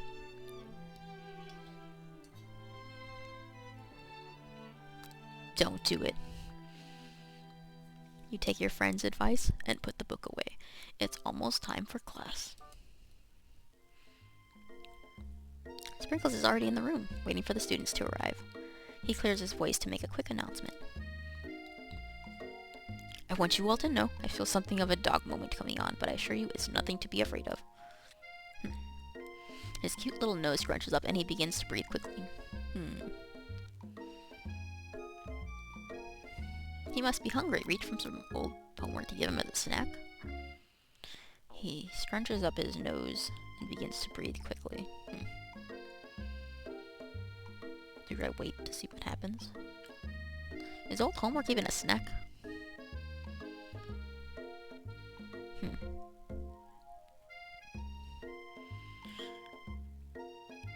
Let's see what happens.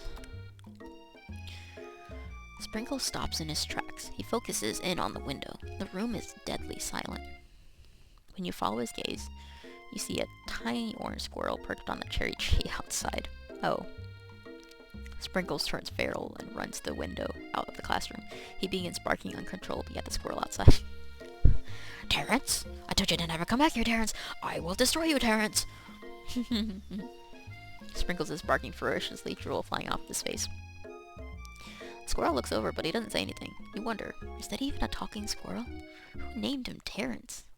You'd better not show your chubby cheeks around here ever again! After Sprinkles is satisfied with his presence has been felt by not only Terrence, but any other squirrel in hearing distance, he returns to his professorial tone. Ahem. I apologize for the outburst. This actually brings up an important point. Thank you, Rosie, for reminding me to dole out this indispensable bit of wisdom. You see. But before he can go any further, Miriam's love drama spills over into the class. Sprinkles is interrupted by sad whimpering coming from the back of the room. I told you to save it for after class. But I miss you. We went on one date, Pop, and how can you miss me when I'm right here? Pop's voice quivers as he pleads his case to Miriam. Every time I blink, you go away. That's a really cute thing to say. Miriam, what happened between you and Pop? I got her in trouble and now she's mad at me. I didn't just get in trouble. I got yelled at by Pop's mother, who blames me for getting him banned from every museum we set foot in. Oh, so that's what you meant by shush house. Museum is a shush house? Pop, we went on one date. We're over. And it meant so much to me that I made this for you. Too hurt to go on arguing, Pop leaves his creation behind and runs out of the room. That's a boiled egg in green goo with pretzel sticks. Is that corn? I don't know, blueberries, chocolate chips, and whipped cream and sprinkles? Nothing like a loud public breakup to cast a pall over the final day of school. Well, that was unfortunate, but we mustn't be distracted from what lies ahead. The final competition. Showdown Challenge Exam. I'm still working on the title, but I think you get it. Test time approaches. See you all in the arena. But before you can think about your upcoming competition, there's a very beautiful soul nearby in need of a pep talk. Miriam, are you okay? Okay, I'm so mad I could smash a tiny mug, spilling several droplets of hot cocoa all over the floor. How could he embarrass me like that in class, in front of everyone? Her tiny cocoa is a delicate treasure, so you know that this breakup is no joke, even if the source of her frustration is such a silly boy. I know that you know this, but I'm going to say it out loud. You don't need anyone. Me and you, we're going to cruise through this final test and hit the carpool lane to Success City. Miriam brightens up, imagining the wind rushing through her short bangs, but she hesitates to embrace the feeling all the way. You're not going to saddle up on Colonel Sanders' stallion and ride off into the sunset without me? Of course not. Well, maybe, okay, sort of, but I'm sure there's a pony out there with your name on it, and a ranch big enough for both of us and whoever else we want to bring along. If it's not Pop or Clank or anyone else you meet today, tomorrow, or this whole year, so what? You're a special person who shouldn't settle for the first someone to show you a little interest. Miriam gives you a big hug and wipes the tears from her cheeks. I should really review my menu for today. I'm gonna make a very special soup. And I bet that Professor Dog is gonna love it up. While you were pep-talking Miriam, you completely missed lunch, but that's okay, because you had a better idea of how to spend time before your exam. You've decided to head to the arena early to practice a dish. This is it. The location of your final challenge. A test of will, a test of courage, a test of talent. And a chance to beat the pants off of Van Van, the supposed man-man, and his eviler counterpart, Ashley. As planned, you begin to run through a quick test of a recipe you've been working on, Rosie's famous chicken pot pie. After practicing for months, making this dish comes out second nature to you, and you're able to quickly get a fresh pot pie in the oven. But as soon as you do, your cram session's interrupted by Colonel Sanders. Rosie, what are you doing here? There's still time before the final exam. Oh, just taking it all in. I'm big into visualizing success. I'm looking at my station and picturing victory. The pot pie has begun to bake, and the smell is slowly filling the space around you. Visualizing, huh? It's too bad. I was hoping you were cooking something delicious. You'd usually happily share your food with anyone who's hungry, but the last time you let Colonel Sanders get in your head, it cost you a cook-off.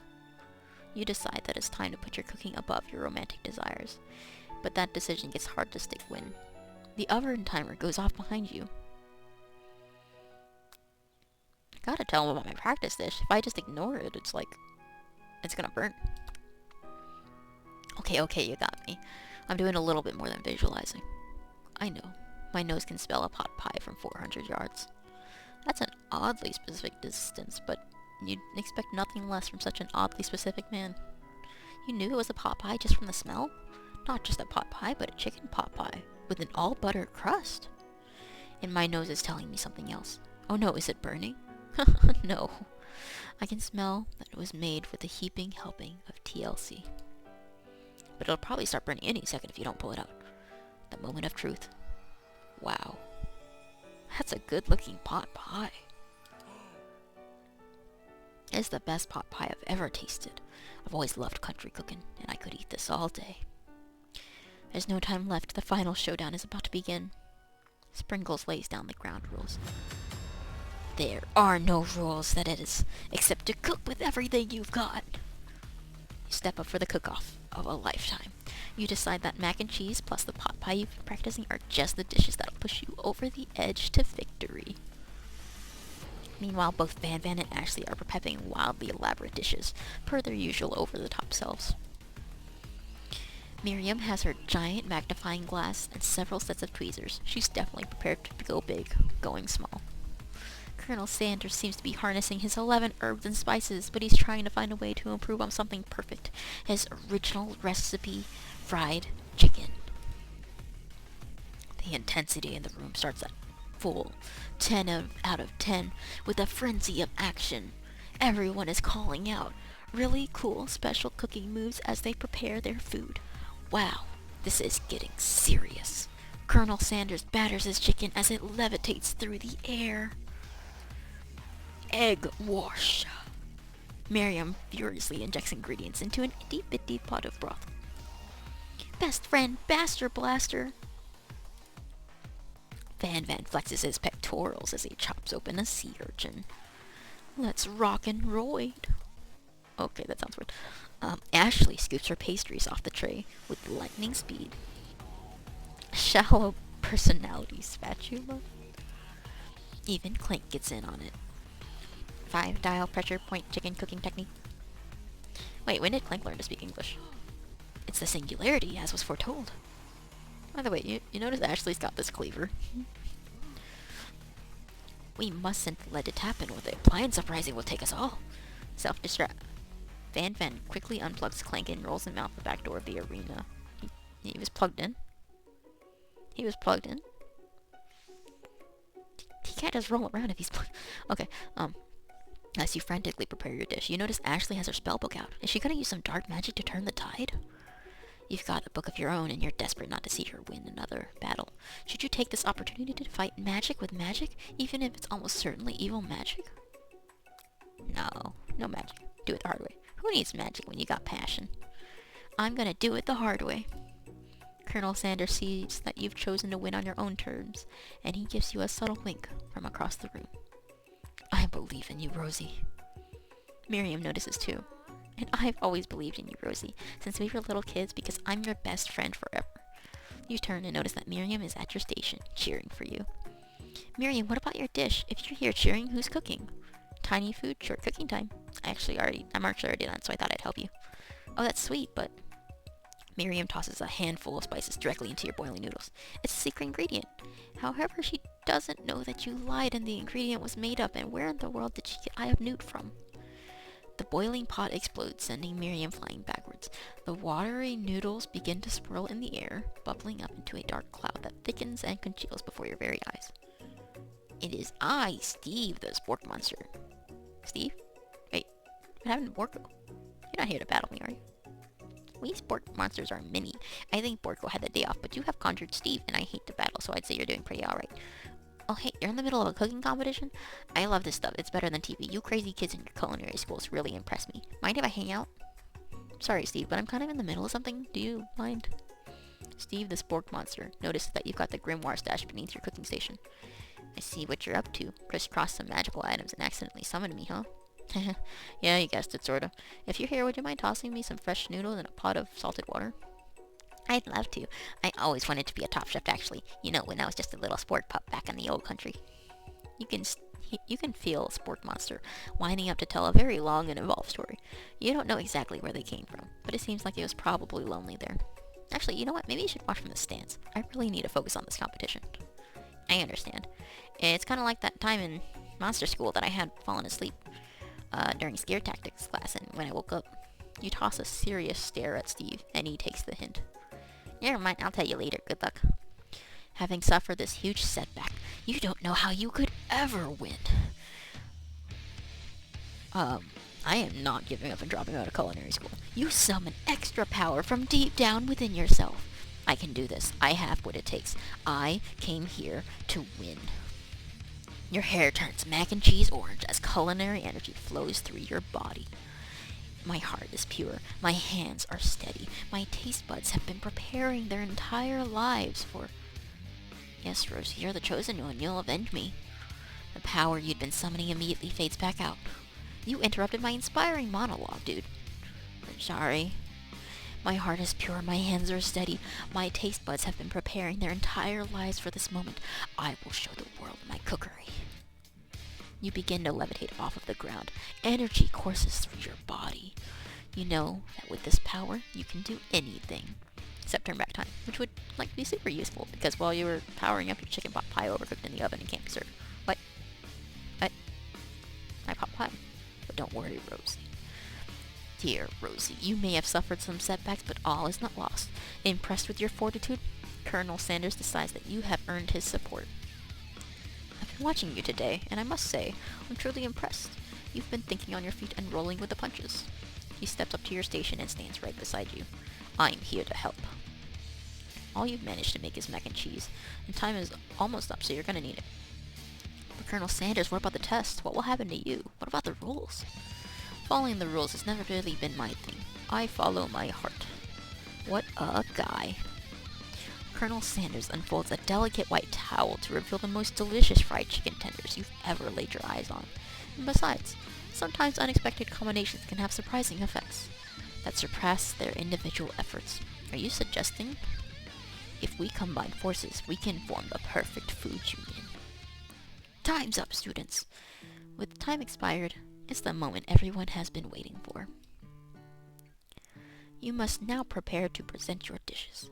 A handful of students stand tall, but the class seems incomplete. It seems we're missing some students. Pop, clink. From off-screen, you hear a pure and innocent giggle that can only come from one student. I'm flying! Sounds like it's coming from that broom closet over there. Miriam, would you mind? Inside of the closet, you see Pop hanging on a broom hook by the elastic of his underpants. Pop, get down from there right now. Let me guess, did Van have something to do with this? When someone asks for a wedgie, who am I to refuse? I thought a wedgie was a salad. Oh. It looks like Pop is eliminated from the challenge, seeing how he didn't cook anything. I can't feel my legs. May I be excused? Sure. You kids and your pranks. I must say, it's not the worst prank in UCSAL history, but it's not exactly yearbook material. Wait a second. Pranks. Click. Where did that pressure cooker roll off to? You wait to hear a signature whir, beep, or other onomatopoeia, but there is none. Somehow he must have gotten unplugged, I guess. We'll have to figure that out later. That leaves only 4 remaining students. Please collect your final projects. Yes, it has been a long semester. Wow. 3 whole days long. But after days of hard work, the time has come for me to eat. Miriam, please step forward. Now describe your dish. I've made tender udon noodles in savory soup. Oh my gosh, that is adorable. My word, it's so delicate. Is that a teeny tiny Narutomaki I spy afloat in this itsy bitsy bowl? Yes, Chef. Please call me Sprinkles. Chef is my father's name. Yes, Sprinkles, and some green tea made from baby tea leaves that I picked myself. Sprinkles carefully sniffs around the dish before opening his mouth and letting just the tip of his pink dog tongue dip into the bowl. Sublime. Would anyone like a taste? Oh, come on. I'm not one of those dogs who doesn't floss. I even have a really cute electric toothbrush for dogs. Fine. I'll just enjoy it all by myself. And in a flash, the entire meal has been devoured. Not that it took much. It was less than a thimble for the soup. A+. I rarely do I taste a dish with as much love poured into it as yours. Miriam is overjoyed. She gives you a huge hug. Thank you, Rosie, for helping me to believe in myself. Van, you're up. Now describe your dish. I made... Actually, doesn't look bad. Uni over smooth egg custard in an axe-hewn urchin shell topped with caviar. Did you skewer one type of urchin with spines from a second different colored type of urchin? Yes, Sprinkles. A bit much, don't you think? That's exactly why I did it. A bit much is kind of my brand. Doesn't it look cool? Sprinkles leans in to sniff the uni, but he can't get his nose close on account of all the spikes. He begins to paw at it erratically, causing the custard to slosh around. Woof, woof. Please be gentle with my cuisine. Grrr. Finally, Sprinkles goes all in, tongue first, but he can't get past all the needles. He reels back. His tongue is poked and prodded. Ouch, my tongue. The professor appears to be having an allergic reaction to the sting. I can't eat it. It keeps poking my tongue. Disqualified. A stunning turn of events. Who would have thought that serving food in a bowl made of needles could make it difficult to eat? Dejected, Van does not go gentle into the night. Disqualified for glamour? Don't think something. This isn't the last you've heard of me. Before forcing us to endure his swollen tongue for another moment, Sprinkles graciously laps up a bowl of milk. I know. Yeah, I'm a dog and I drink milk. Get over it. Sometimes it helps calm my agitated tongue. Next student, Ashley, it's time to step up. Now describe your dish. I made orange blossom Turkish delight in a light rosewater syrup, topped with French meringue and connected by sugar glass. That actually looks really pretty. That actually doesn't sound too bad. Indeed, it's quite delightful. However, I'd ask that you please refrain from eating it or attempting to taste it in any way. It's very fragile and meant to be a display piece. Don't eat the food at a cooking school. Got toast in your ears or something, Rosie? I told you it's a display piece. Actually, I must say it is beautiful. However, this is a cooking competition at a cooking school. Yeah, which is why I cooked it and did an extremely good job cooking it too. I didn't realize that we were having an eating exam. If I wanted to be judged on eating, I'd go to the College of Eating, School for the Hungry. I suppose you could smell it if you absolutely insisted, but don't breathe too hard. You might disrupt the sugar spiral. If the food cannot be eaten, it cannot be judged. You are disqualified. Rage overtakes Ashley, and she finally cannot keep her two-faced routine up. You wouldn't know how high-end cuisine is if it cooked you. And with that, Ashley storms off to rededicate herself to being the best, but this time without being shackled but trying to be fake nice and liked by everyone. This isn't the last you've heard of me either. If this class gets much smaller, I'll be teaching myself. You and Colonel Sanders, the final cooks, step up together. 2 chefs? What began as a bowl of delicious mac and cheese has become something else. He examines it closely, sniffing and eyeing the bowl. Uh-oh, I don't have a good feeling about this. From somewhere in the room, a little drum roll plays. Just when I thought I'd seen everything in this kitchen, you give me this thing and completely blow me away. In my 49 dog years of life, I have never tasted anything so delicious and perfectly balanced. It's so delicious, in fact, that everyone passes this class. You pass, and you pass, and you get a pass. Everyone gathers around and partakes of the mac and cheese bowl. They all seem to transcend this reality into another dimension. You win. Together, you and Colonel Sanders have made a new menu item. The new menu item is so impressive. Even the Van and Ashley are drawn back in by its magnetic fragrance. When they gaze upon your mac and cheese bowl, they admit you are indeed an excellent chef. Sprinkles declares that you have passed. Everyone has passed. There were supposed to be more battles, but come on, how could they be better than this one? Now that your school year is complete, and everyone has graduated, the students return for one last assignment, to get their groove on. The cafeteria has been completely redecorated in order to serve as the site of the school's graduation dance. Compared to the massive high-tech cooking arena, the humble decor seems downright cute and cozy. Oh gosh, DJ Dog is in the house! Whoa, whoa, whoa, whoa. You know that Sprinkles was a master chef, but also a world-renowned turntablist? Who says you can't teach an old dog new tricks? Van and Ashley tell everyone that they've committed themselves to righting the wrongs they did while they were the villains. That's actually a really cute outfit Ashley's got on now. I kind of feel like the scrunchie could have been a different color. Maybe like pink to match the shirt or something. I don't know. For a moment, you actually believe them. Not another haunting. No ghosts allowed at graduation. It's clearly written in the school's bylaws. I was never actually a ghost. It was all a trick to get you to finally notice me. Oh, amusing. And now that everyone's together, it's the Spork Monster. He's totally mellowed out. Everyone, the Spork Monster is no more. From here on out, I prefer that everyone refer to me by my new name, Party Monster. Student tries to finish what he had to say, but everyone's too wrapped up talking to Party Monster. Dejected, student walks off. Maybe things didn't work out for Miriam romantically, but she found the love in her cooking, and you know she's gonna do great. A red carpet rolls out across the floor of the ballroom. It's like a Hollywood movie premiere. Who could command such an entrance? It's Pop. He's arrived late to the dance, but apparently for good reason. Walking the carpet, you see perched atop his dirty chef's hat a crown. Welcome back, Pop. I knew you weren't able to complete the final exam and accept your diploma, so we had it mailed directly to your father. We figured it was the least we could do for the school's esteem. Eh? Oh, now I get it. And we get a new wing on the school, not to mention the honor of educating the son of the chancellor of such and such. Miriam, will you be my lady king? What an incredible turn of events. An offer to join the royal family? It's like a dream come true. You'll get to be a princess, or maybe a queen. I'm not sure if he even knows, but either way, crowns and gowns, baby. I'm sorry, Pop, but I'm just not interested.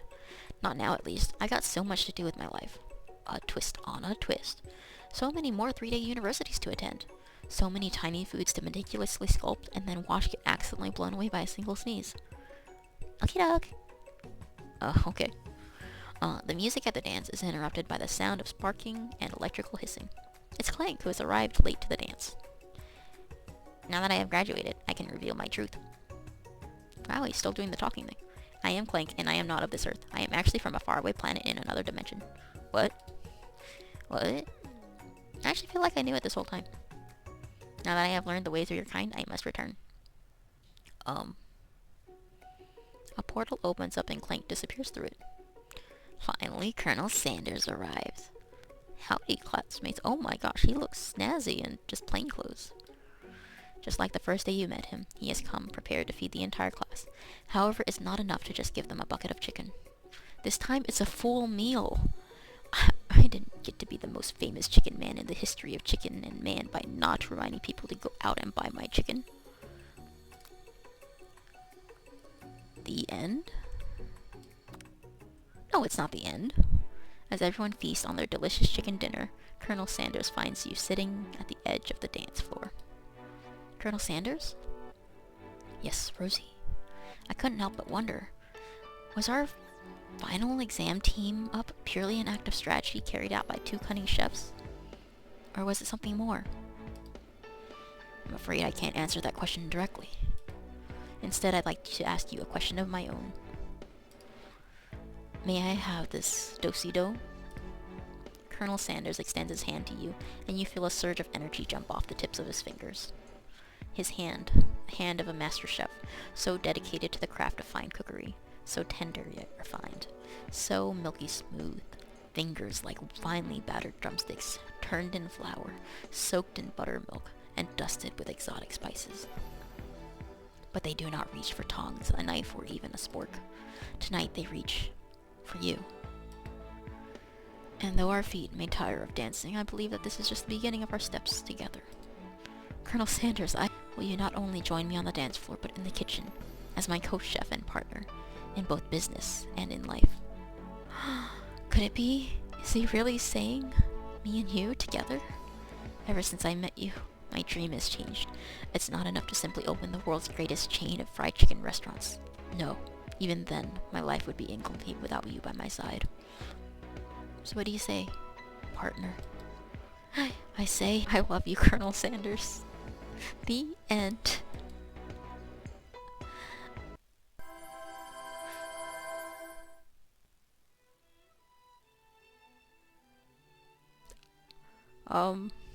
I was expecting credits, but I guess I have to click here for the credits. But yeah, here are the credits. Oh. Well, I guess I'm gonna be Colonel Sanders' partner.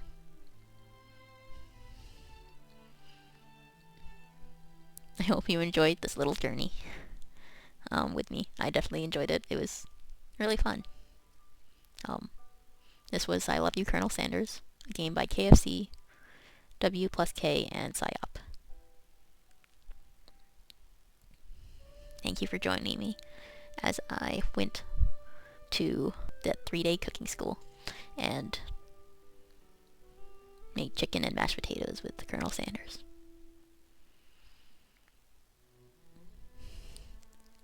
See you in the next one.